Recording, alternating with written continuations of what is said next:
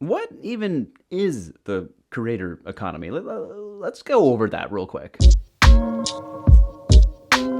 John Moon here with Buy Me a Coffee again, back as usual. I've been mentioning in every video this creator economy, but I forget that people still don't even really know what that is. So let's talk about that, shall we? Well, simply, the creator economy refers to any individual that makes things and makes money from those things. Specifically online is what we're talking about. You may also hear the term passion economy thrown around, and they're kind of synonymous, but they're not. Passion economy is a much broader thing. Like, you could be very passionate about teaching elementary school children.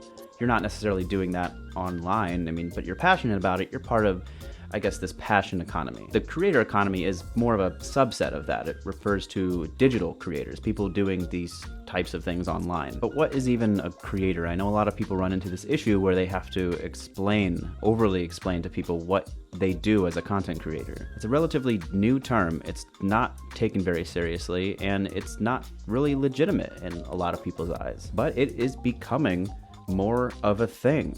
People are working full-time as content creators. They're making a ton of money doing it too. It's legit, and it's only going to become more legit as we go on. But creators, at least the term creator, was kind of born from influencers. Everybody knows what an influencer is. You see them all over social media, sponsoring products. That was kind of the original content creator, at least one that made money off what they do. But creators now is everything from podcasters, writers, photographers, gamers, artists, musicians, people who make memes, live streamers, web developers, video creators, YouTubers like this, people who make money doing those types of things are all part of the creator economy. And I saw something very recently that breaks down the creator economy in probably the best way I've ever seen, and it's from Lee Jin, who we've quoted in previous videos. She adapted what's called the 100 true fans model, which is in contrast to the 1000 true fans model, where basically, as a creator, especially now and in the future, you don't need a giant fandom in order to make money and be successful. You just need a small, tight-knit group of people, which is now kind of being redefined as a online community.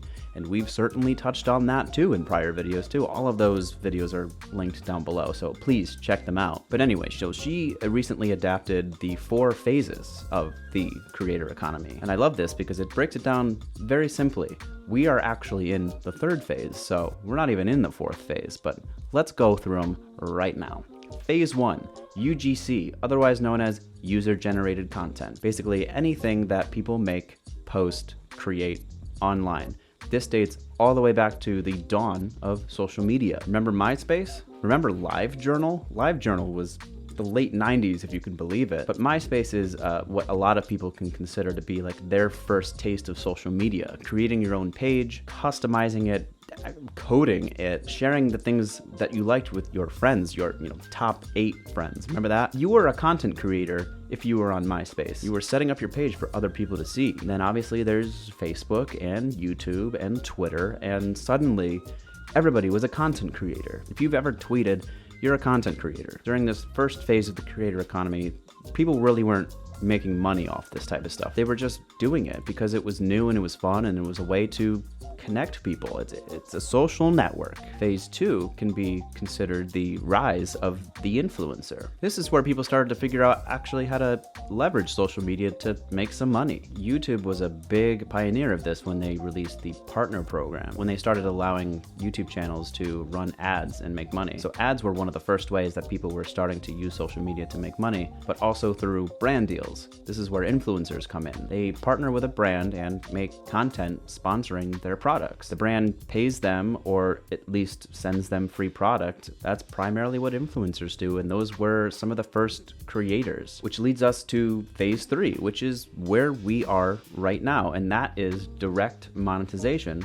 from users, which means that now, in addition to creators being able to make money off ads and brand deals, they can now accept money directly from their followers. This is what we do. This is what Buy Me a Coffee does. We allow creative people to fund their work by accepting donations in the form of coffees, but we can also help them set up memberships so that people can support them on a more consistent basis. And there's a variety of other tools like us that are out there. Patreon is another one, but there are other ways that creators can directly make money from their fans too. And a big example of that is an online course and a multitude of other perks you can set up in a membership, like the video we did about perks you could set up in a membership. That's phase 3, that's where we are, but we're right on the cusp of phase 4, the future of the creator economy, which has everything to do with ownership. Up until this point, all of the content that you put out there is on a platform, is on a social media platform, something that you don't own. Facebook, you don't own Facebook, you don't own Instagram, TikTok, any of those. You're basically renting or leasing your business. You have to abide by their guidelines. You're very restricted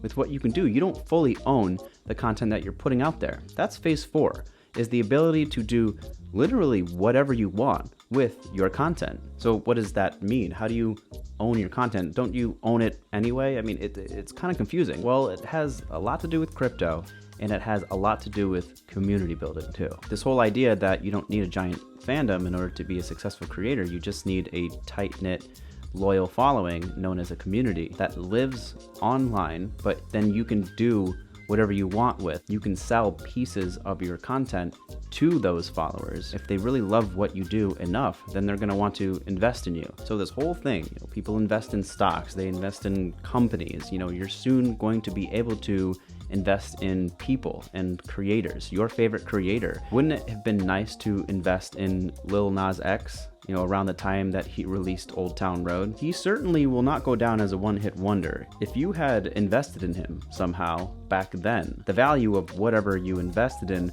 would be huge. But what are those types of things that I'm talking about that you can invest in? Well, the future and crypto and all of that is going to allow people to tokenize their work, set up their own currencies that people can invest in at a very early stage. When you really like a creator and you believe that they're going to make it big one day, you're going to be able to buy into them, into their currency, into their token.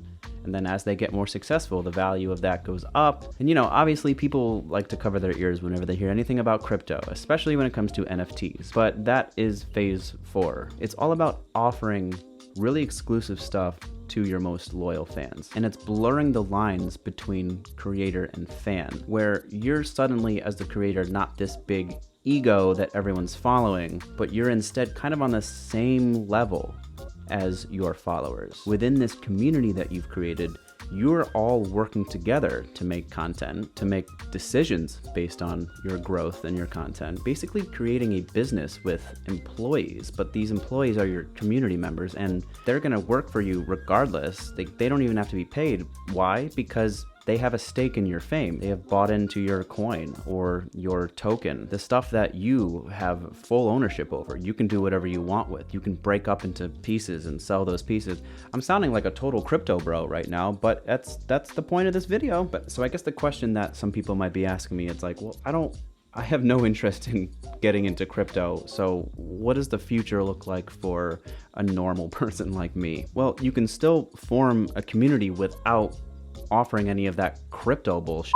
There's still so many things that you can do within a community and so many things you can offer. Again, watch that membership perk video that's linked below. Online courses, behind the scenes content, individually curated content, content you're making for one person, an open forum for your followers to all interact with each other. And they're going to want to, because they're all in there for the same reason, because they have the same interests, discounts off your merchandise, and just overall just very exclusive stuff. I mean, that's the whole point of this. It's all making your most loyal fans feel special, feel like they're part of something cool. That's phase 4, which we're pretty much in. We're there.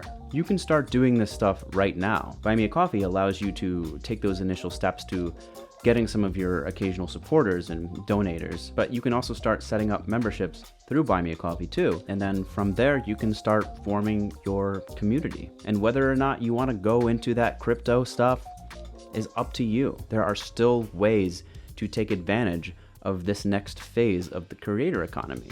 So that's that.